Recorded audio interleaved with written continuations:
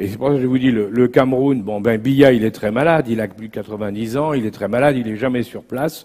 Il est évident que le coup d'État est pour bientôt. Il est évident que le coup d'État est pour bientôt. Le problème de l'Afrique, c'est que pour la France, il va falloir redéfinir une politique africaine.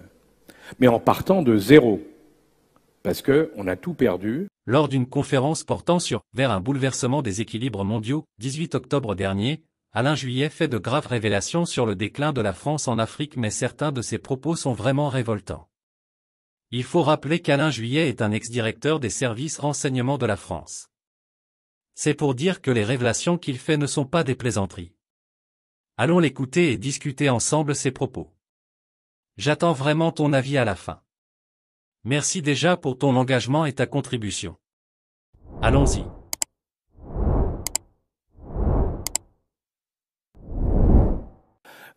Sur l'Afrique, c'est très intéressant de voir ce qui est en train de se passer sur la zone sahélienne. Vous avez tous suivi.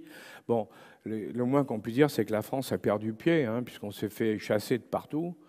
Enfin, non, on ne s'est pas fait chasser de partout, excusez-moi. Il reste le Cameroun, ça ne va pas tarder. Le Tchad, ça ne va pas tarder non plus. Donc, alors, il restera la Mauritanie, parce qu'elle est très bien tenue par les gens qui sont en place, et le Sénégal, parce qu'ils ont une équipe qui est très bonne, mais qui est déjà démarquée de la France. Parce qu'on les a vexés en exigeant que le président ne se présente pas plus de 2 fois, parce que c'était scandaleux de notre point de vue à nous. Bon, Macky Sall l'a accepté. Bon, c'est son candidat qui va évidemment passer à sa place. Mais il a dit c'est quand même invraisemblable que les Européens continuent à nous donner des leçons sur tout. Et résultat, il a été négocié tout seul avec Poutine pour les approvisionnements en céréales, et il a obtenu l'approvisionnement en céréales de toute la zone en nous court-circuitant. Bon, ça, c'est... Ainsi Macky Sall a donc menti lorsqu'il dit qu'il a pris lui-même la décision de ne plus se représenter. C'est la France qui lui a demandé de ne plus briguer un nouveau mandat dans le but de préserver ses propres intérêts. En plus, Alain Juillet prédit déjà les résultats de la prochaine élection présidentielle au Sénégal en 2024. Je me demande vraiment pourquoi dépenser pour des élections dont les résultats sont déjà connus. On a fait tout pour écarter Ousmane Sonko. C'est vraiment triste. Un choix de raison, un choix cohérent. C'est en ces termes que des membres de la coalition au pouvoir ont interprété la nomination d'Amadouba comme candidat de Benno Bokk Yakaar pour les prochaines présidentielles. Désormais candidat désigné de la coalition au pouvoir, il aura pour objectif la victoire dès le premier tour. C'est en tout cas ce qu'a déclaré le président Macky Sall. Écoutez-le. La victoire... Comme je l'ai dit dans mon message, à portée de main. C'est comme ça. Donc, ce qui s'est passé, il faut bien voir, pour bien comprendre ce qui s'est passé dans cette zone-là, dans la zone des coups d'État, il y en a 5 quand même en 2 ans, et 3 dans les derniers mois, c'est que l'erreur qui a été faite du côté des Français, c'est de confondre 3 choses. La première, c'est d'oublier qu'il y a dans tous ces pays, du fait des frontières héritées de la colonisation, il y a une opposition entre le nord du pays et le sud du pays. Le nord, c'est des Sahéliens, c'est des nomades, c'est des pasteurs, ils sont Peuls, ils sont Touaregs, ils sont Ralibat, ce sont des gens qui sont habitués à vivre dans des conditions extrêmement difficiles. Et au sud, ce sont des populations qui vivent dans des conditions bien meilleures, parce qu'il y a la forêt, parce qu'il y a les productions, le climat est meilleur, donc les gens vivent pas mal. Et quand on a fait l'indépendance de ces pays-là, on n'a jamais réussi, on n'a jamais réussi dans les pays du Sahel dont je parle, on n'a jamais réussi à imposer aux dirigeants de ces pays de faire une politique qui tienne compte aussi des gens du Nord. C'est-à-dire qu'il faut aider les gens du Nord en développement et autres. On ne l'a pas fait. Et c'est en plus de ça, alors ça c'est le premier problème, si vous voulez. Donc il y a une opposition. On a souvent confondu le terrorisme dans ces pays-là. On dit des bandes terroristes, c'est pas vrai. Le Moudjahou, ça n'a jamais été des terroristes islamiques. C'est des contrebandiers qu'on empêche de travailler en ayant bloqué une passe, qu'on appelle la pince de crabe, une passe entre la Libye et le Niger. Il faut le savoir. Mais quand les gars ne peuvent plus travailler, ils crèvent la faim, parce que dans ces pays-là, ils sont très pauvres, ils crèvent la faim, qu'est-ce qu'ils font? Ils prennent les armes. Normal. Donc, première erreur. La deuxième, c'est que nous avons laissé des dirigeants, dont le moins qu'on puisse dire, c'est qu'ils sont corrompus. Mais c'est peut-être une spécialité occidentale de favoriser certains dirigeants corrompus. Parce qu'on le voit dans beaucoup d'endroits. Là, c'est sûr que vous prenez le président du Mali, c'était un corrompu notoire. Il touchait de l'argent même sur les rançons. C'est vous dire. Hein.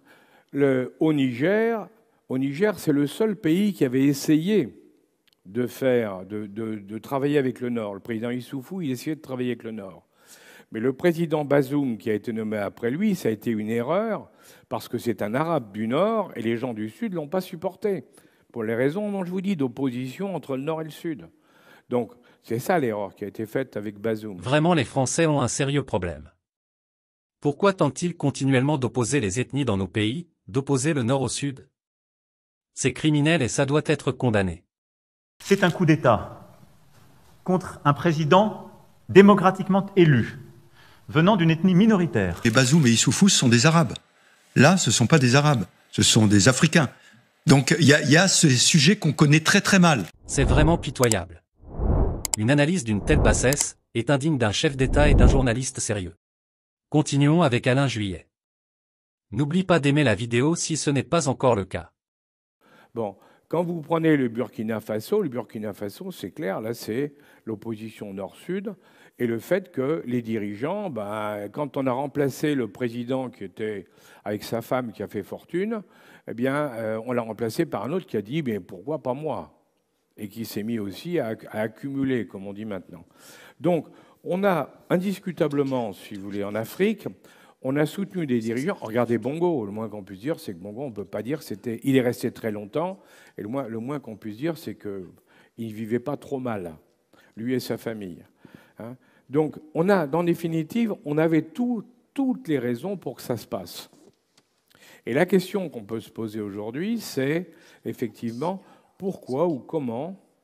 Eh bien, on n'a pas vu tout ça, alors qu'on le sait, hein, on le disait, on l'affirmait, autres. Pourquoi on n'a pas vu tout ça? Et parce qu'on n'a pas voulu le voir, on en est arrivé là. Et c'est pour ça que je vous dis, le Cameroun, Biya, il est très malade, il a plus de 90 ans, il est très malade, il n'est jamais sur place. Il est évident que le coup d'État est pour bientôt. La France prépare-t-elle un coup d'État au Cameroun? Ce qui ressort des aveux que fait Alain Juillet, c'est que c'est la France qui établit les chefs d'État dans les pays francophones. Je sais que ce n'est pas nouveau pour vous. Mais cela veut dire que comme le président de Cameroun se détourne de plus en plus de la France cherche à le remplacer par quelqu'un qui pourrait préserver ses intérêts. Tu en penses quoi? Paul Biya va-t-il vraiment être renversé dans les jours ou mois qui viennent comme ce fut le cas pour Ali Bongo? Monsieur le Président Paul Biya, bonjour et merci de nous recevoir. Amélie Tullet de Radio France Internationale, France Média Monde. Est-ce que vous m'entendez correctement? Espérez-vous, puisqu'on parle d'avenir, espérez-vous briguer un nouveau mandat en 2025 ou souhaitez-vous qu'une nouvelle génération porte les couleurs du RDPC à la prochaine présidentielle? Vous ne m'entendez pas. Madame demande si en fait, tu veux briguer un nouveau mandat en 2025 pour le compte du parti. Je suis votre ambassadeur. Je vous remercie, madame. Comme vous savez, le Cameroun est dirigé conformément à sa constitution. D'après cette constitution, le mandat que je mène a une durée de 7 ans. Alors, essayez de faire la soustraction. 7 moins 4 ou 3, et vous saurez combien de temps il me reste à diriger le pays. Mais autrement, ça sera sûr. Quand ce mandat arrivera à expiration, vous serez informés sur le point de savoir si je reste ou si je m'en vais au village. Et